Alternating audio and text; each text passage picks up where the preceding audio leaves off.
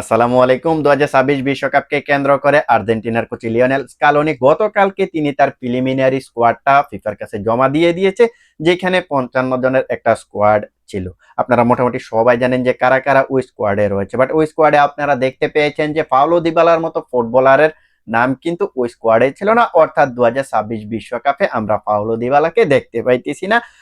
এখনো সম্ভাবনা রয়েছে প্রাথমিক যে স্কোয়াডটা ওই স্কোয়াডে পরিবর্তন আনতে পারবে। ফাইনাল স্কোয়াডটা ঘোষণা করার আগে প্রাথমিক স্কোয়াডেও কিন্তু পরিবর্তন আনতে পারবে। বাট লিওনেল স্কালোনি যেহেতু তাকে প্রিলিমিনারি স্কোয়াডে রাখেনি, দ্যাটস মিন তিনি 2026 বিশ্বকাপে যাচ্ছে না, এটা মোটামুটি বলাই যায়। তো আজকের এই ভিডিওতে আমরা দেখার ট্রাই করব কেন বিশ্বকাপ জয়ী একজন ফুটবলারকে বাদ দেওয়া হইলো, যে ফুটবলারের কারণে গত বিশ্বকাপে আর্জেন্টিনা বিশ্ব চ্যাম্পিয়ন হয়েছে। যেখানে আপনি দেখতে পারবেন যে একেবারে লাস্ট মুমেন্টে এসে কিলিয়ান এমবাপ্পের একেবারে মুখের খাবারটা কেড়ে নিয়েছে একটা ক্লিয়ারেন্সের মাধ্যমে।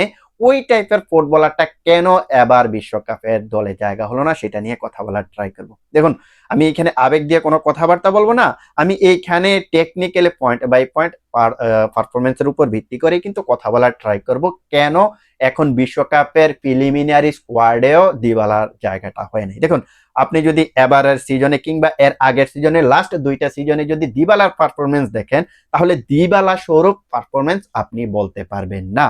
আপনি যদি এবারের মৌসুমে তার পারফরমেন্সটা দেখেন, তাহলে দেখতে পারবেন যে এবারের মৌসুমে টোটালি 25টা ম্যাচ খেলেছে, 25টা ম্যাচে মাত্র 3টা গোল 4টা অ্যাসিস্ট করেছে, অর্থাৎ মাত্র 25 ম্যাচে 7 গোলে অবদান রয়েছে। সো বুঝতেই পারতেছেন যে তার পারফরমেন্সটা তার পক্ষে নেই। সেই সাথে আপনি যদি এবারের মৌসুমে যদি তার ইনজুরির লিস্টটা দেখেন, তাহলে দেখতে পারবেন যে লম্বা একটা লিস্ট।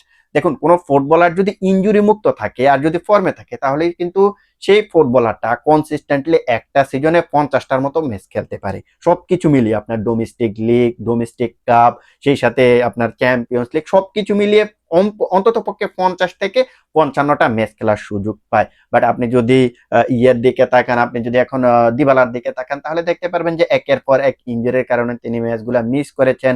কোনো ম্যাচে অফ ফর্মের কারণে সাইড বেঞ্চে ছিলেন, কোনো ম্যাচে আপনি দেখতে পারবেন যে ইনজুরির কারণে ম্যাচগুলা মিস করেছেন। সো এখন আপনি যদি ইনজুরির কথা চিন্তা করেন, ইনজুরি কনসাল্টের কথা চিন্তা করেন, তাহলে তো অবশ্যই যে ফুটবলারটা একের পর এক ইনজুরিতে থাকে এমন টাইপের ফুটবলারকে নিয়ে তো আর্জেন্টিনার কোচ লিওনেল স্কালোনি বিশ্বকাপের প্ল্যান করবেন না ভাই। এটা তো আর বাংলাদেশ ইন্ডিয়ার মতো কোচ না, ইন্ডিয়ার মতো দেশের কোচ না, ওরা বিশ্ব চ্যাম্পিয়ন কোচ। ওরা ট্রফিটাকে কিভাবে ক্লেম করবে, ট্রফিটাকে কিভাবে ধরে রাখবে, সেই বিষয়গুলো চিন্তা করে কিন্তু স্কোয়াডটা ঘোষণা করে। এটা বাংলাদেশের মতো সিন্ডিকেট নিয়ে ওরা বসে থাকে না। সো যে ফুটবলারটার পারফরমেন্স ভালো না, সেই সাথে যে ফুটবলারটা কনসিস্টেন্টলি মাঠে খেলতে পারতেছে না, এমন টাইপের ফুটবলার নিয়ে তো অবশ্যই আর্জেন্টিনার কোচ লিওনেল স্কালোনি বিশ্বকাপে যাবে না। এটা একেবারে টেকনিক্যাল পয়েন্ট অফ ভিউ থেকে চিন্তা করলে অবশ্যই আপনাকে মানতে হবে। সো হ্যাঁ, সে গত বিশ্বকাপে কি করেছে না করেছে এগুলো এখন দেখার সুযোগ নেই, কারণ আর্জেন্টিনার ট্রফি ধরে রাখার মিশন কিন্তু এটা। সো ওই হিসেবে আর্জেন্টিনার কোচ লিওনেল স্কালোনি কিন্তু এখন দলটা ঘোষণা করেছে। সো যে ফুটবলারটা পারফরমেন্স করতে পারতেছে না কিংবা আপনার মাঠে সেই পরিমাণ সময় দিতে পারতেছে না ইনজুরির কারণে, তাকে তো বিশ্বকাপে রাখার কোনো রিজন আমি দেখি না। এবার আমরা আসি আরো একটা পয়েন্টের দিকে, কেন পাওলো দিবালাকে আর্জেন্টিনার প্রাথমিক স্কোয়াডেও রাখা হয়নি। দেখুন, এই মুহূর্তে পাওলো দিবালা যে জায়গাটাতে খেলে সেটা হচ্ছে লিওনেল মেসির জায়গা, মানে ক্লাবে যে জায়গাটাতে খেলে সেম টু সেম জায়গায় কিন্তু লিওনেল মেসি খেলে। সো এই সিমিলারিটির কারণে কিন্তু আমরা কিন্তু দেখতে পাইছি যে গত বিশ্বকাপেও পাওলো দিবালাকে নিবে কি নিবে না, নিবে কি নিবে না, এমন ধরনের একটা গুঞ্জন কিন্তু আমরা শুনেছিলাম, হয়তো তিনি বিশ্বকাপের স্কোয়াড থেকে বাদ পড়তে পারে। বাট পরবর্তীতে আমরা দেখতে পাইছি জিওভানি লোসেলসো যে ফুটবলারটা ছিল, সেই ফুটবলারটা ইনজুরি পিক করার কারণে পাওলো দিবালা বিশ্বকাপের মেইন স্কোয়াডে চলে এসেছিলেন। জিওভানি লোসেলসো, এরপরে হচ্ছে আপনার লিওনেল মেসি এবং আপনার হচ্ছে পাওলো দিবালা, এরা মোটামুটি ধরতে গেলে মাঠের ভিতরে একই ধরনের টেকনিকে খেলে, একই ধরনের তাদের যে রুলটা কিন্তু একই ধরনের থাকে। সো ওই মুভমেন্টে জিওভানি লোসেলসো ইনজুরি পিক করার কারণেই কিন্তু শেষ পর্যন্ত আপনার এই জায়গাটাতে আপনার পাওলো দিবালা দলের ডাক পেয়েছেন। সো এবার যেহেতু জিওভানি লোসেলসো ইনজুরিতে নাই, তিনি যেহেতু প্রিলিমিনারি স্কোয়াডে আর্জেন্টিনা স্কোয়াডে তাকে রাখা হয়েছে, সেই অনুযায়ী এটাও একটা রিজন হইতে পারে। আর সবচাইতে বড় যে রিজনটা, সেটা আমি আপনাদেরকে বলতে চাই যে নিকু পাসের পারফরমেন্স। ও মাই গড ভাই, ও যেই পরিমাণ পারফরমেন্স করতেছে, ওর পারফরমেন্সের কাছে তো পাওলো দিবালা, হ্যাঁ কথাটা শুনতে আমার কাছে আপনাদের কাছে খারাপ লাগতে পারে, এই মুহূর্তে নিকু পাজের কাছে ফাউলে দিবালা বাচ্চা পারফরমেন্সের কথা চিন্তা করলে, কারণ আপনি যদি নিকু পাজের কথা চিন্তা করেন তাহলে দেখতে পারবেন যে এই মুহূর্তে নিকু পাজ ওর পজিশনে, অর্থাৎ ফাউলো দিবালা যেই পজিশনে খেলে ওই পজিশনে খেলে কোমর হয়ে এবারের মৌসুমে অলরেডি 40টা ম্যাচ খেলেছেন, 40টা ম্যাচে 13টা গোল, 7টা অ্যাসিস্ট, অর্থাৎ 40 ম্যাচে সরাসরি 20 গোলের অবদান। তো বুঝতেই পারতেছেন যে পারফরমেন্সের দিক থেকে আমি যে বললাম যে নিকু পাসের কাছে বাচ্চা হচ্ছে ফাউলো দিবালা, তাতে কোনো সন্দেহ নেই। এবারের মৌসুমে অন্তত এবারের মৌসুমে হিসেব করলে, তো শুধু এবারের মৌসুম না, আপনি যদি ফাউলো দিবালার লাস্ট দুইটা সিজনের কথা যদি চিন্তা করেন তাহলে দেখতে পারবেন যে লাস্ট দুইটা সিজনে ফাউলো দিবালা টোটালি 61টা ম্যাচ খেলার সুযোগ পাইছে, সবকিছু মিলিয়ে 61টা ম্যাচ খেলার সুযোগ পাইছে। আর ওই 61টা ম্যাচে টোটালি দেখতে পারবেন যে 19টা গোল প্লাস অ্যাসিস্ট, 61টা ম্যাচে 19টা গোল প্লাস অ্যাসিস্ট, যেটা আপনার নিকু পাজের এক সিজনের পারফরমেন্সের সমান কিন্তু না। তো বুঝতেই পারতেছেন কেন। আরেকটা টেকনিক্যাল পয়েন্ট আপনাদেরকে বলি, এবারের মৌসুমে ফাউলো দিবালার দিকে যদি ফোকাস করেন আর আপনি যদি নিকু পাসের পারফরমেন্সটা যদি একসঙ্গে করেন তাহলে দেখতে পারবেন পাওলো দিবালা এবারের মৌসুমে ডিফেন্সিভলি যেই পরিমাণ টিমকে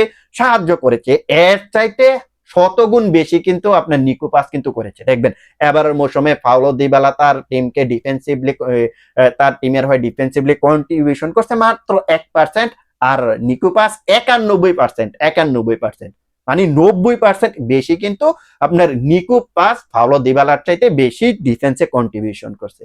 তো আমরা কিন্তু সবাই জানি আর্জেন্টিনার কোচ লিওনেল স্কালোনি ওই ফুটবলার গুলাকে বেশি প্রায়োরিটি দেয় যারা কিনা ডিপ লাইন ফরওয়ার্ড কিংবা deep line play maker. So আপনি যদি নিকু পাসের কথা চিন্তা করেন তাহলে দেখতে পারবেন যে সে হচ্ছে একজন কি বলে এটাকে ডিপ লাইন প্লে মেকার কিংবা ডিপ লাইন ফরওয়ার্ড, যিনি কিনা ডিফেন্সিভলি এবং অফেন্সিভলি দলকে সাহায্য করতে পারে, এমন টাইপের ফুটবলার আর কি। সো যে ফুটবলারটা ডিফেন্সিভলি এবং অফেন্সিভলি ভালো করতেছে ওই ফুটবলারটাকে না রেখে আসলে কি লিওনেল স্কালোনি পাওলো দিবালার মতন একজন ফুটবলারকে রাখবে?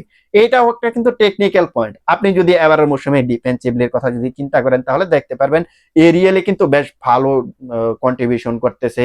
এরিয়ালি আপনি দেখতে পারবেন যে এবারের মৌসুমে নিকু পাস 76% বল কিন্তু উইন হয়েছে।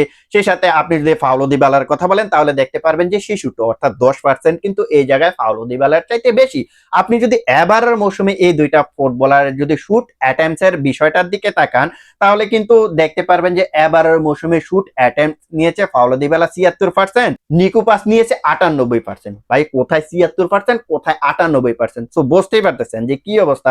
আর আপনি যদি গোলের পার্সেন্টেজটা দেখেন যে শুট গুলা নিয়েছে ওইখান থেকে আপনি দেখতে পারবেন যে 78% হচ্ছে নিকো পাসের এবং 35% হচ্ছে পাওলো দিবালা। তো বুঝতেই পারতেছেন যে কতটা পিছিয়ে আছে পাওলো দিবালা। তো এই যে আপনাদেরকে পারফরমেন্স গুলার কথা বললাম, এই পারফরমেন্স গুলা থেকে তো আপনারা মোটামুটি বুঝতে পারতেছেন যে নিকো পাসকে এখন আর্জেন্টিনার স্কোয়াডে দরকার নাকি পাওলো দিবালাকে দরকার। দেখুন ভাই, আপনার হাতে যখন একই ক্যাটাগরির দুইজন ফুটবলার থাকবে, মানে রাইট উইঙ্গার টাইপের কিংবা প্লে মেকার টাইপের যখন দুইটা ফুটবলার থাকবে তখন কিন্তু আপনি আপনার গেম স্টাইলের সঙ্গে আপনার ওই ফুটবলারটাকে হিসেব করবেন, সেই সাথে পারফরমেন্সটা হিসেব করবেন, সেই সাথে ডিফেন্সিভলি এই টিমটাকে ওই কোন ফুটবলারটা সবচাইতে বেশি সাহায্য করতেছে ওই বিষয়গুলোও কিন্তু আপনি বিবেচনা করবেন। সো এই যে আমি আপনাদের এই কথাগুলো বললাম, ডিফেন্সিভলি, অফেন্সিভলি, গোল, অ্যাসিস্ট সব দিক থেকে বিবেচনা করে, সেই সাথে টিমের সঙ্গে কোন ফুটবলারটা মানিয়ে নিতে পারে, এই সবগুলা দিক বিবেচনা করলে আপনি অবশ্যই নিকো পাসকে কিন্তু এগিয়ে রাখবেন, যার কারণে আপনি এই জায়গাটাতে পাওলো দিবালাকে বাদ দিয়ে দিবেন। এটা মনে করেন আপনি যদি একজন নিউট্রাল ফুটবল ফ্যান্স হন কিংবা আপনি যদি কোনো দলের যদি নিউট্রাল কোচ হন তাহলে কিন্তু আপনি এই জিনিসটাই বেছে নেবেন। তো সবকিছু মিলিয়ে এই মুহূর্তে যেহেতু পাওলো দিবালার এগেইনস্টে সবকিছু যাইতেছে, নিকো পাসের সঙ্গে তিনি যেহেতু পাল্লা দিয়ে পারতেছেন না, তার কারণে কিন্তু এক্স্যাক্টলি পাওলো দিবালা 2026 বিশ্বকাপের স্কোয়াডে, আই মিন প্রিলিমিনারি যে স্কোয়াডটা সেই স্কোয়াডে নেই। সো সেই সাথে তো লো সেলসও আছেই। দেখুন এই মুহূর্তে আর্জেন্টিনার এই পজিশনটাতে কিন্তু 3টা ফুটবলার হয়ে গেছে। আপনি এই জায়গাতে লিওনেল মেসি, পাওলো দিবালা, সেই সাথে নিকো পাজের মতো ফুটবলারকে দেখতে পাইতেছেন, এরা তো বিশ্বকাপে যাচ্ছে। সো একই টাইপের ফুটবলার 2 থেকে 3 জনের বেশি তো নেওয়া পসিবল না। সো এখন তো আর্জেন্টিনা স্কোয়াডে 3 জন হয়েই গেছে। সো আপনি এই জায়গাটাতে আদার্স আরেকটা প্লেয়ার নিয়ে তো পুরো স্কোয়াডটাকে আপনি গাঞ্জা বানিয়ে ফেলতে পারবেন না। তো এই বিষয়গুলো চিন্তা করলে তো অবশ্যই আর্জেন্টিনার কোচ লিওনেল স্কালোনি পাওলো দিবালাকে বিশ্বকাপে নিয়ে যাবে না, এটা স্বাভাবিক বিষয়। সো এই জন্যই কিন্তু বিশ্বকাপের যে প্রিলিমিনারি স্কোয়াডটা সেই স্কোয়াডে আমার কাছে মনে হয় যে পাওলো দিবালাকে রাখে নাই। তো এই ব্যাপারে আপনাদের মতামত কি সেটা কমেন্ট সেকশনে জানাতে পারেন। তো ভিডিওটা এখানেই শেষ করব, দেখা হবে অন্য কোনো এক ভিডিওতে। সে পর্যন্ত সবাই ভালো থাকবেন। আল্লাহ হাফেজ।